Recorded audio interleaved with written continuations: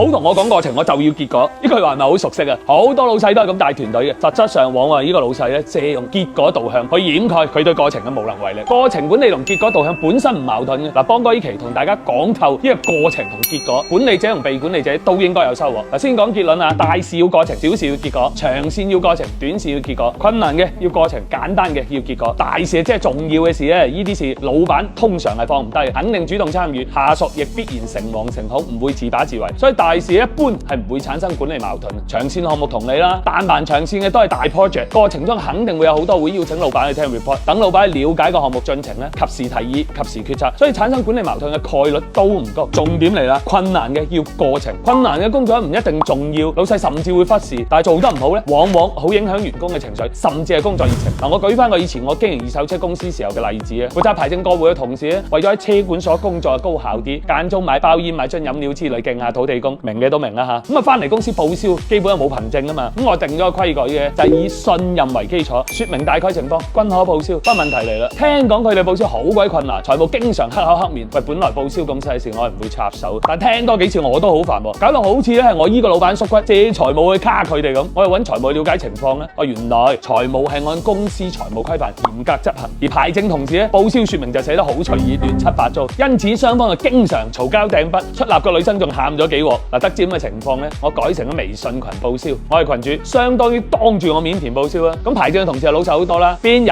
邊台車過戶，考警邊個都揀明啦，要寫清楚。嗱，我定咗個新規矩嘅，只要我冇異議，即係唔出聲，隔日財務就可以打款報銷啊。其實見咗個群之後，我就未睇過呢個群，醒唔醒咧？一個小動作化解咗部門之間嘅矛盾。嗱，講真啦，呢件事喺老闆嘅角度肯定唔重要，但對員工嚟講係相當困難，而對佢嘅困難唔見得係對你嘅困難。只要老細你去關注到呢個過程咧，稍微發揮一下，作為老闆嘅優勢，舉手之勞，呢件事就圓滿解決。而且咧，團隊仲可以感受到你嘅關心、你嘅支持。呢個結果咧，已經超越咗呢件事本身嘅結果。咁小事、短線嘅事、簡單嘅事，自然需要問過程嘅。嗱，呢個我就唔多講，反而我想講下作為被管理嘅角色，你應該點做咧？嗱，極其簡單，係將所有嘅要字變成比字就得啦。亦即係咧，大事俾過程，小事俾結果，長線俾過程，短線俾結果，困難嘅俾過程，簡單嘅俾結果。無論你係基層定係中層，作為被管理對象，都要識得向上管理。你覺得重要嘅嘢，必須向老細匯報，重唔重要佢嚟判斷咯。你唔匯報就係你唔啱。管理者該要嘅要，被管理者該俾嘅俾。嗱，咁團隊就基本冇咩管理成本。從本質嚟睇咧，過程係結果嘅拆分，結果係過程嘅整合。大事嘅過程就係一件件小事結果嘅整合，長